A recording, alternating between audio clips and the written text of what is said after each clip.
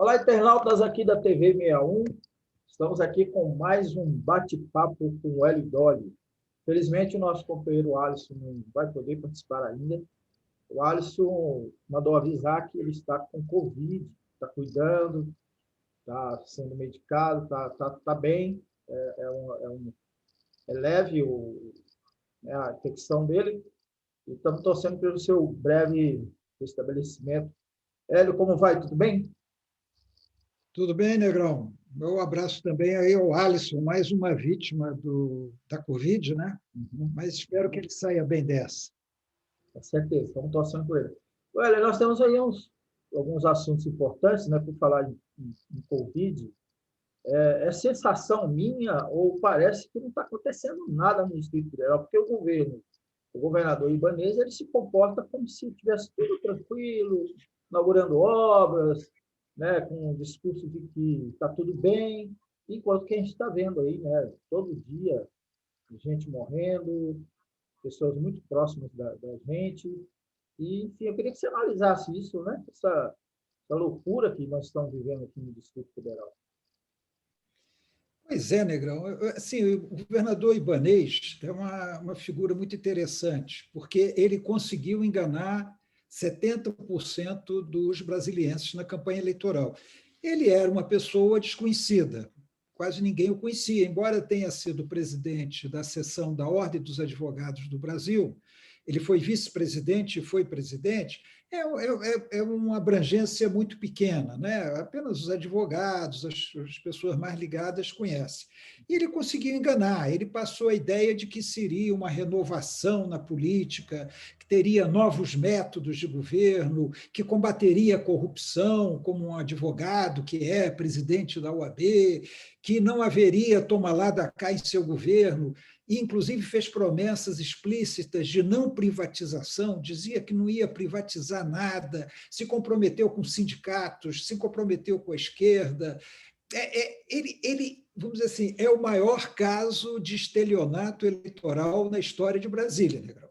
Porque você pode criticar outros governadores, como eu critico todos eles. Critico todos eles, não digo que nenhum deles foi maravilhoso, cada um com seus méritos, seus defeitos. Mas ninguém enganou tantos em tão pouco tempo. Porque já na transição... Faz jus ao apelido Ibanez? Enganei, porque na transição, no período de transição, antes de tomar posse, ele já estava negando tudo aquilo que ele tinha falado na campanha eleitoral. Ele já estava nomeando corruptos para o governo, ele já estava fazendo tomar lá da cá, ele já estava anunciando que daria mais força ao Instituto lá de Saúde, que ele dizia que não ia ter, que ele ia acabar com o Instituto de Saúde, essa privatização da saúde. E ele já começou a negar ali mesmo, nomeou um bando de corrupto para o governo, instalou esquemas no governo todo, fez acordo com os distritais, comprou deputados distritais para ter uma base de apoio, fez tudo ao contrário. E hoje, Negrão, não há governo em Brasília. Há propaganda. O que tem em Brasília não é governo, é propaganda de governo. E é um crime o que está acontecendo em Brasília, é criminoso. Brasil, o Distrito Federal, nós todos sempre soubemos que o Distrito Federal é uma unidade da federação privilegiada. Vou chamar de Estado, não é um Estado, mas é um Estado, para comparar com os outros, com 5 mil quilômetros quadrados, ou seja, uma área pequena, com 3 milhões de habitantes, com uma densidade populacional muito baixa, né? Assim, 3 milhões de habitantes, com recursos, com um setor de servidores públicos com estabilidade e salário garantido, que permite a circulação de dinheiro na cidade. Ele não depende tanto dos fatores circunstanciais, porque isso é permanente. Tem o Fundo Constitucional, para a segurança, principalmente, mas também para a saúde e para a educação. É um lugar privilegiado. E nós estamos numa das piores situações em termos de pandemia. Se eu não me engano, a última vez que eu vi, nós estávamos em 5º lugar em número de mortes por milhão de habitantes. Olha, nós temos estados paupérrimos no Brasil, nós temos estados com grandes dificuldades, e o Distrito Federal está em 5º lugar. Está em 10º, né? Desculpa interromper, ele tem uma rede hospitalar de saúde básica espetacular que Estado nenhum tem, que unidade da federação não tem. Né? Uma rede hospitalar que causa inveja nos estados. Causa inveja, porque, apesar de todas as deficiências, que são muitos problemas, não é o ideal, muitos problemas, mas é uma rede hospitalar superior à média dos estados, dos 26 estados. E estamos em quinto lugar em mortes, com cada vez aumentando o número de casos. Em vacinação, o que é vacinar numa cidade como essa? Uma cidade fácil. Se eu sair daqui onde eu estou no centro de Brasília hoje, estou aqui no centro do plano piloto. Se eu for ao lugar mais distante, eu vou levar nem uma hora de carro para chegar no local mais distante do Distrito Federal, numa fronteira mais distante que eu possa ter a partir daqui, sei lá, talvez lá para o lado de Braslândia, uma hora de carro, e você está em 15º lugar ou 16º lugar em vacinação. Não se justifica, não tem governo. O Ibanez cantou essa pedra, Negrão. Ele cantou essa pedra quando ele chamou, a exemplo de Bolsonaro, ele chamou a pandemia de gripe. Isso tem que ser tratado como uma gripe, uma declaração literal.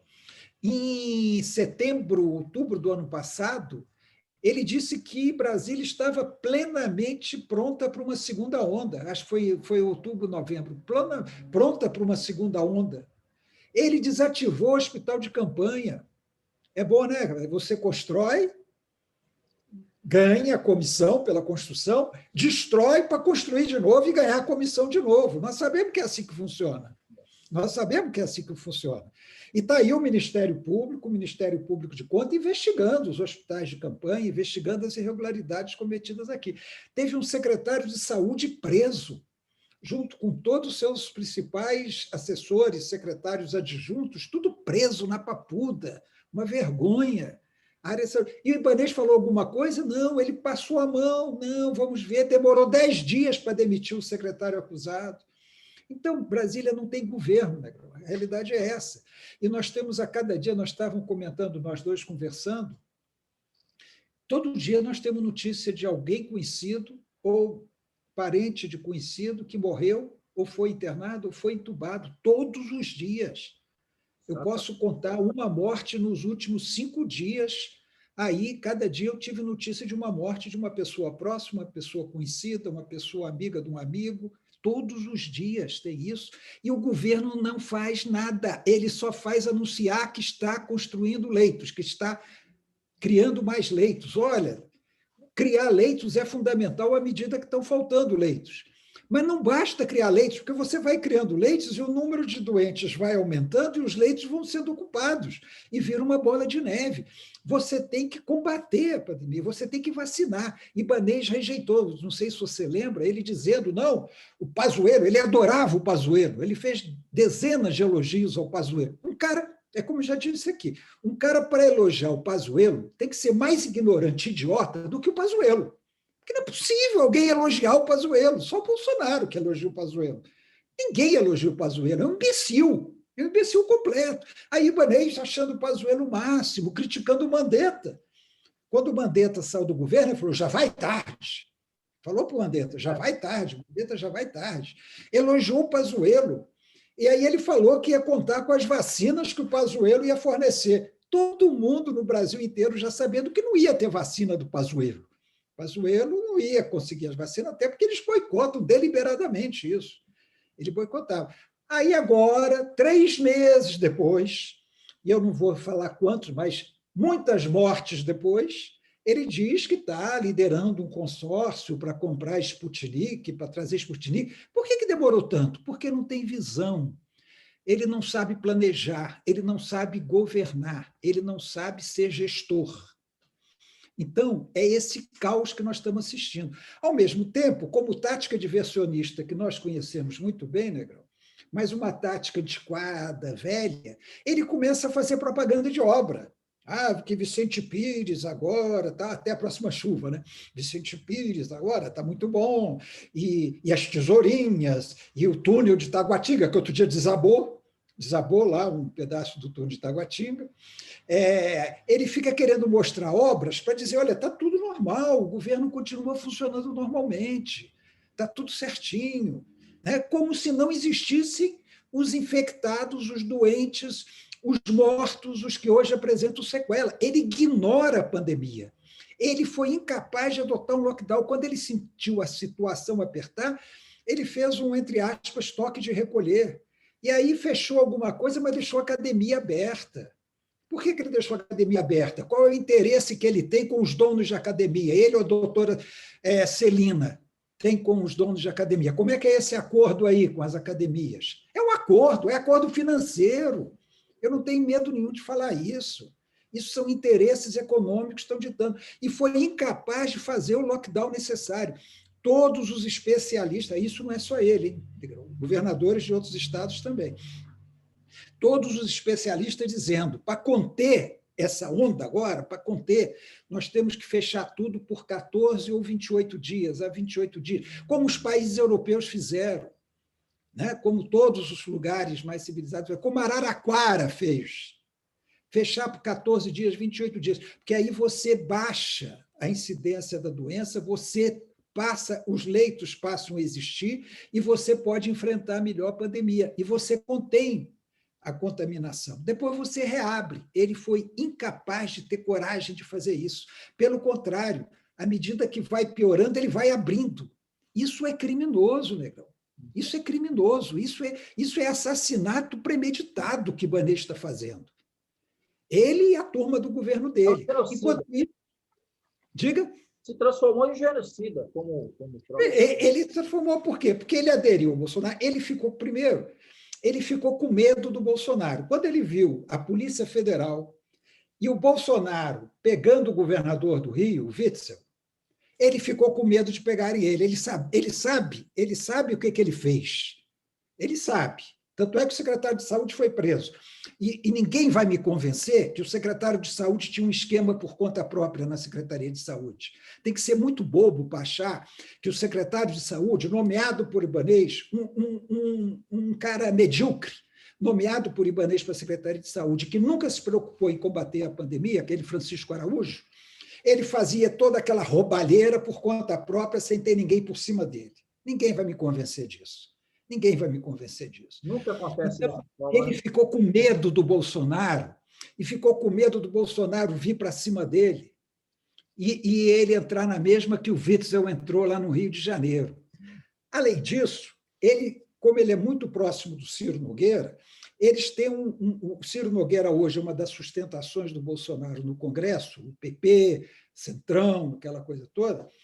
Ele trouxe o Ciro Nogueira para dentro do GDF. O Ciro Nogueira tem gente indicada em vários órgãos do GDF, principalmente BRB, o IGES, o Instituto de Saúde, e vários outros lugares tem lá gente do Ciro Nogueira atuando, inclusive a deputada Celina Leão, né, que tem lá a Secretaria de Esportes e tem controle também sobre outras áreas do governo.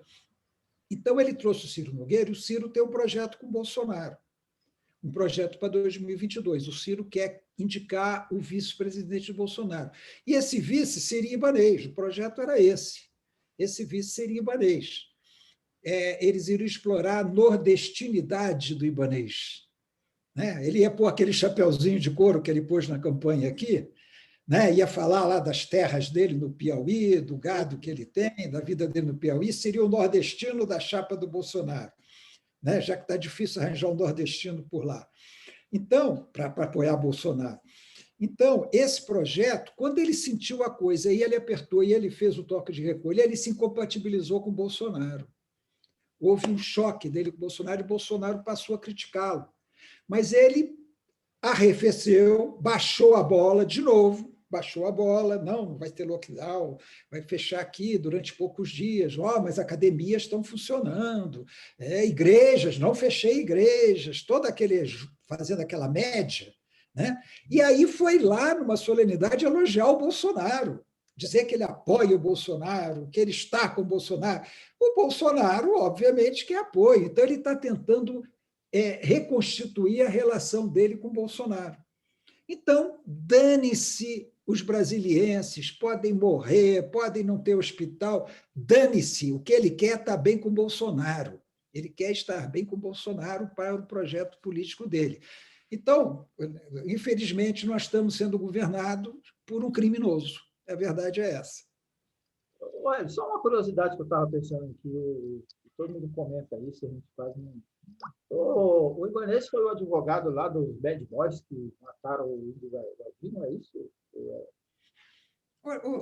Para falar a verdade, eu já li isso, eu nunca fui atrás, mas eu já li isso. Eu queria Eu confirmar. não sei se ele eu já li, eu não posso afirmar, porque eu sei por fontes secundárias. Eu li isso em alguns lugares. Tal. O Ibanez foi um advogado que ganhou muito dinheiro defendendo categorias, sindicatos. Você sabe que Brasília tem alguns casos de advogados trabalhistas que se tornaram milionários, casos conhecidos. Por quê? Porque eles entram com essas causas coletivas que envolvem milhões e milhões de reais e ganham uns 10%, 20% em cima dessas causas coletivas quando ganham. Então, basta ganhar uma causa dessas coletivas para o cara já ficar milionário, que é muito dinheiro. É muito dinheiro. Foi assim que ele ficou rico, com essas causas. Ele até hoje, o escritório dele, tem um cliente, o Sindicato da Justiça, Sindjus, que é um sindicato bem pelego hoje, ele é advogado desse sindicato. Sabe qual é o contrato? R$150 mil por mês. O escritório dele. 150. Com isso, ele sustenta o escritório. Com esse contrato, ele paga o escritório dele. Né? Eu digo, fisicamente falando, aquela sala grande e tal.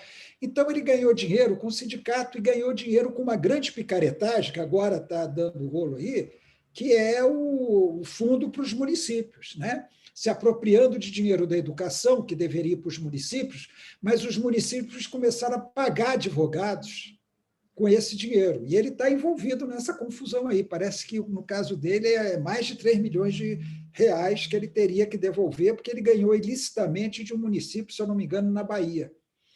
Então, ele é muito rico, mas ele cresceu como advogado foi com essas causas trabalhistas de sindicatos. Ele era muito... Sem falar nas suspeitas da liberação de precatórios dentro do próprio governo dele. Né? Precatório é a caixa preta, né?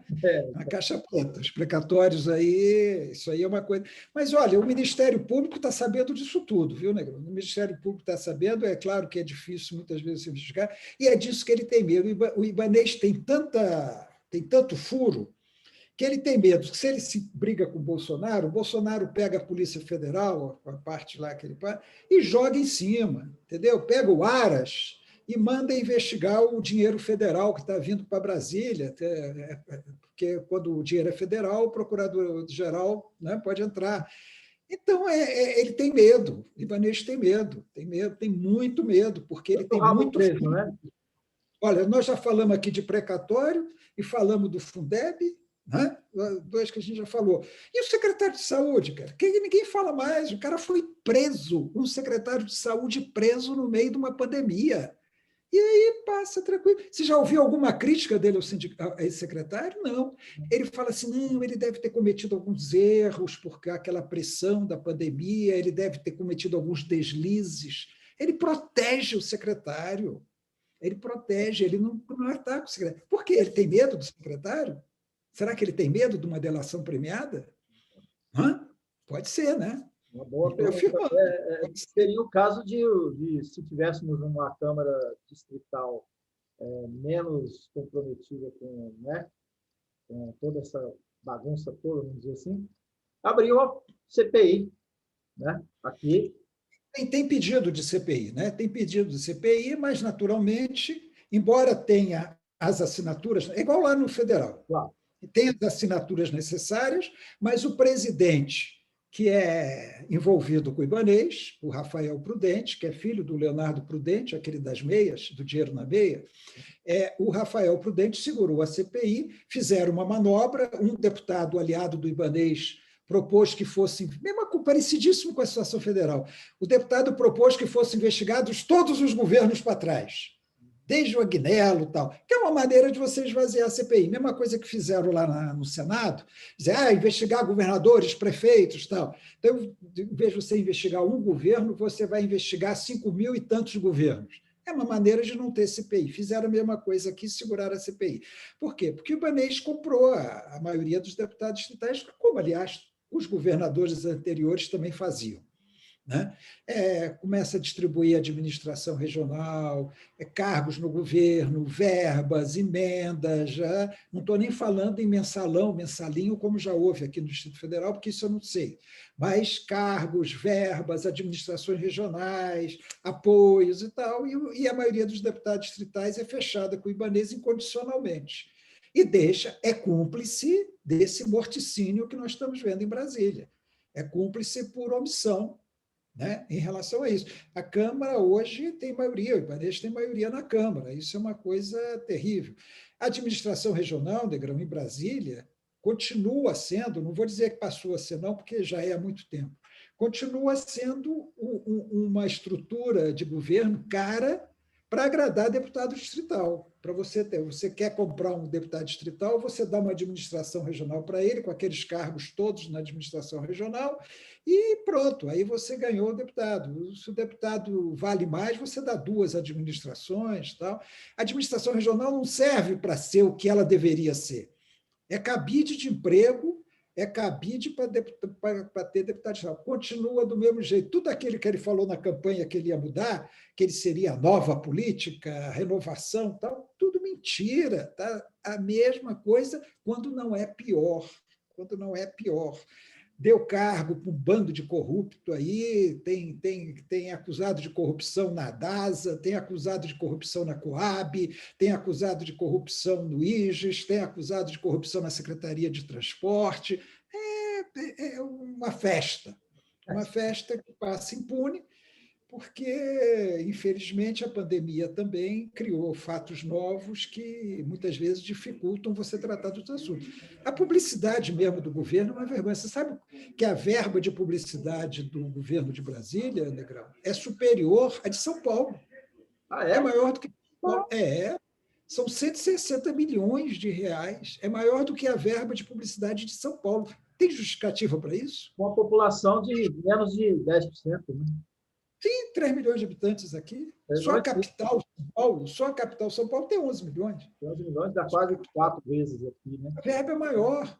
E aí, o que você usa essa verba para fazer uma campanha inteligente, boa, em relação à pandemia, para conscientizar, para informar as pessoas em relação à pandemia, mobilizar a população para ter cuidado, tal? Não, você usa para dizer que fez obra aqui, que está a obra ali, que fez isso aqui, que Ibanez é o maior, tal. Isso também é criminoso. Um momento como esse, você está fazendo propaganda para levantar a bola de governador e estão gastando muito, porque o ano que vem é ano eleitoral, você precisa aumentar a média, né? Pela lei, é a média dos últimos anos que diz quanto você pode gastar no ano eleitoral em publicidade. Então, estão jogando para cima. A Câmara aprova, porque os deputados distritais, primeiro, estão fechados com o Ibanez.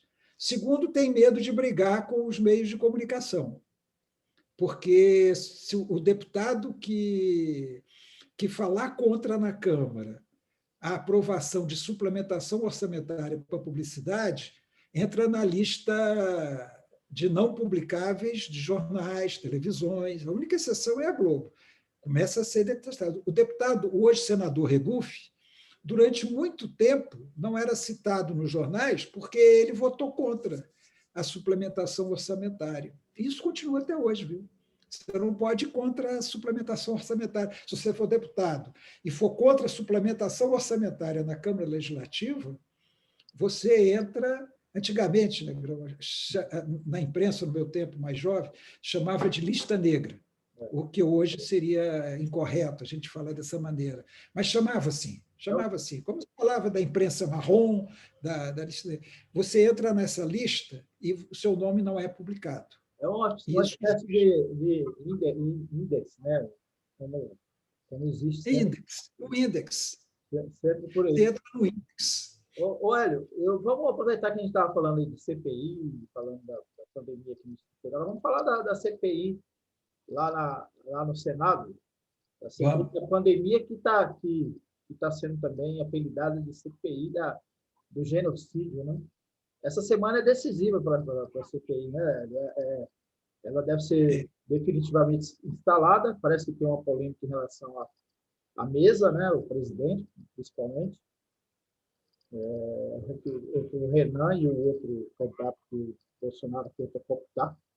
Como é que você analisa lá essa CPI da pandemia lá no Senado? Olha, o governo está com muito medo dessa CPI. Né? Está com muito medo porque já existe uma pré-lista de convocados, está toda essa turma do governo que se envolveu com a pandemia.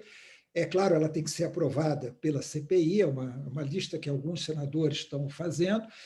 Há muito medo do Renan Calheiros. O Renan Calheiros, o governo trabalhou muito esses últimos dias para que o Renan Calheiros não seja o relator da CPI, fazem de tudo, tentando substituir membros da CPI, trocar pessoas, pressionar senadores, uma atividade muito intensa do governo para evitar que o Renan Calheiros seja o relator. Mas tudo indica que não vai dar certo, tudo indica que será ele mesmo. Até onde eu estou informado, será ele mesmo. Então, a CPI está andando, ela está andando. Tem algumas questões ainda aí para resolver, mas ela está andando. Eu acho que ela está seguindo um caminho normal. E é perigoso mesmo, porque, obviamente, o Pazuello vai ser chamado lá e Renan Calheiros não vai dar mole, como relator, não vai dar mole para o Pazuello. Né? Não vai fazer. Você viu aí aquele senador que está fazendo de tudo para esvaziar a CPI, o Eduardo Girão, que é do Podemos, também tentando agora dizer que ele vai se candidatar a presidente contra o Omar Aziz, que é do PSD. Né? Isso tudo é manobra do governo para esvaziar a CPI. Mas eu acho muito difícil conseguir esvaziar essa CPI a essa altura, até porque vai pegar muito mal para os envolvidos. Quem se envolver agora num trabalho de esvaziamento da CPI vai ficar mal perante a opinião pública, e grande parte dos senadores não vai disputar a próxima eleição, porque tem mandato de 8 anos, mas muitos têm envolvimento, ou querem ser candidatos a governador, ou vão disputar a eleição, e eles têm que pensar nisso. Eu acho que essa CPI pode ser é como eu te falei da outra vez, eu acho que CPI pode dar em tudo, pode dar em nada. A maioria dá em nada. Mas, se ela der em tudo, ela pode ser fatal para esse governo genocida. Né? O nome CPI do genocídio é muito bem dado, não é um nome oficial, obviamente, mas é um nome muito bem dado, né? Porque vai investigar as responsabilidades, traçar as responsabilidades de todos os que causaram essa tragédia brasileira, que não é uma tragédia apenas de saúde, ela é principalmente de saúde, mas é uma tragédia que afeta a nossa economia, e não vem Bolsonaro dizer que a culpa é dos governadores, a culpa é dele pela economia estar assim. Claro, governadores, eu não livro a cara dos governadores não, viu, Negro? Como eu já falei aqui do Ibanez, poderia, talvez sem conhecer tanto, porque eu moro aqui, né? Mas outros governadores também contribuíram para essa tragédia, muitos prefeitos contribuíram para essa tragédia, mas eu acho que é preciso realmente definir responsabilidades. O ideal seria que em cada estado, e aqui no Distrito Federal, houvesse também uma CPI para apurar a questão local. Mas, infelizmente, isso não está acontecendo. E eu acho que é preciso responsabilizar. Essas pessoas têm que ser responsabilizadas pelos crimes que estão cometendo. Né? O Bolsonaro, no momento em que, vou só citar o último fato, em que ele pega um helicóptero e vai para uma cidade de Goiás, entre Anápolis e Goiânia, vai para uma cidade de Goiás, sem máscara, provocar aglomeração, pegar a criança no colo, ele está cometendo um crime. Isso aí a gente está passando o pano. Bolsonaro foi lá, fez de novo, tal. É crime. O Ministério Público tinha que estar acusando o Bolsonaro por crime. Ele não pode responder a crime no exercício do mandato, mas tem que ser denunciado. Isso tem que ser denunciado.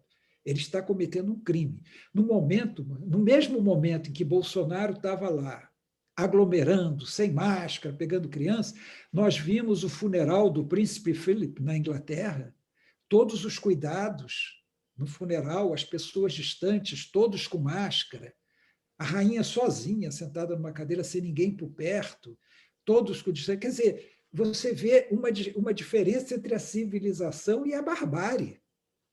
Bolsonaro é a barbárie. Bolsonaro é o atraso, Bolsonaro é o genocídio mesmo. A gente vê, isso aí foi na mesma hora, né?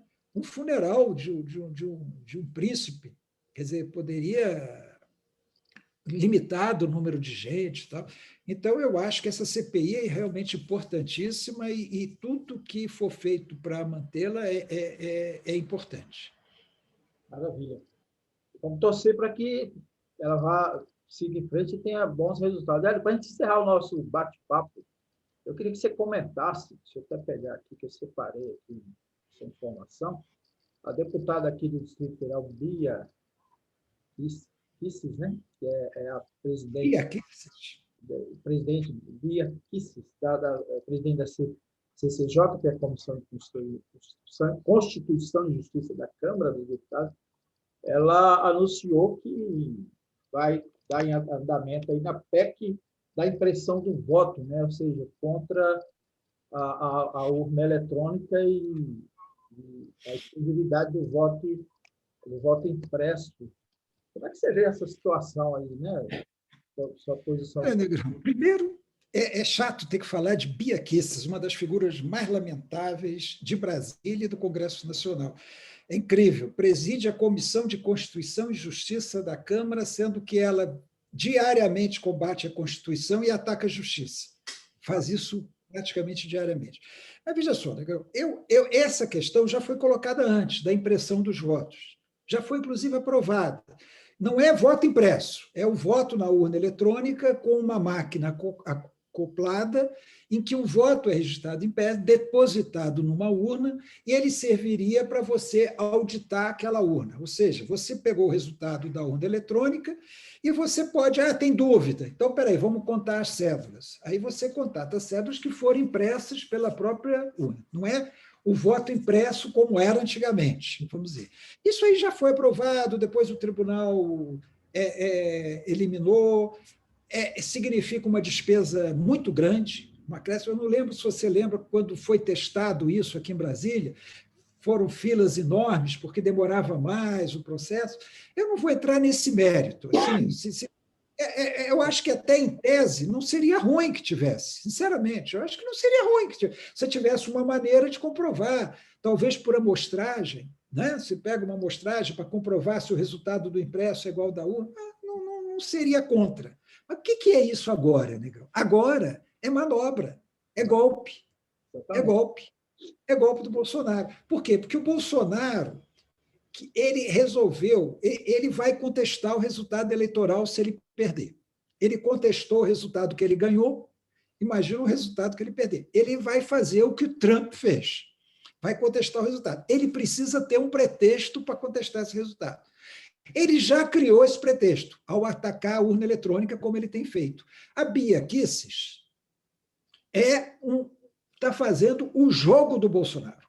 Ela está fazendo o jogo do Bolsonaro, ou seja, ela apresenta a PEC provavelmente será rejeitada, e aí eles vão ter aquela carta na manga. Nós tentamos fazer o voto impresso, não quiseram, houve fraude. Bolsonaro vai alegar fraude se nós chegarmos com ele até a eleição. Ele for derrotado, seja no primeiro turno, seja no segundo turno, ele vai alegar fraude e vai alegar que as urnas eletrônicas não são auditáveis. Outro dia ele deu uma declaração, semana passada, dizendo o seguinte: eu aceitarei o resultado que for auditável. Ele usou essa palavra, auditável.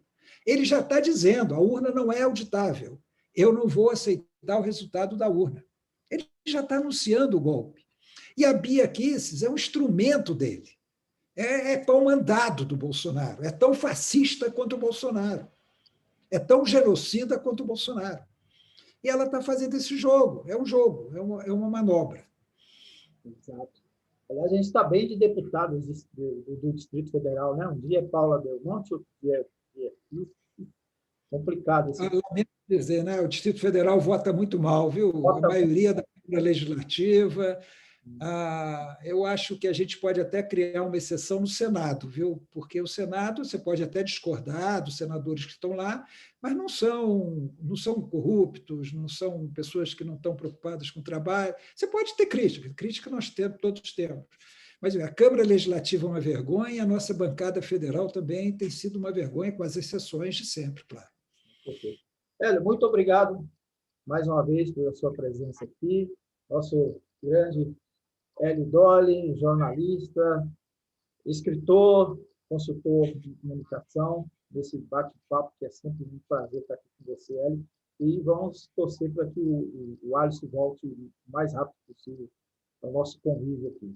Um abraço a você e até quinta-feira. Um Né? abraço a todos. Até quinta, Hélio. Tudo bom. Até quinta. Um abraço a todos.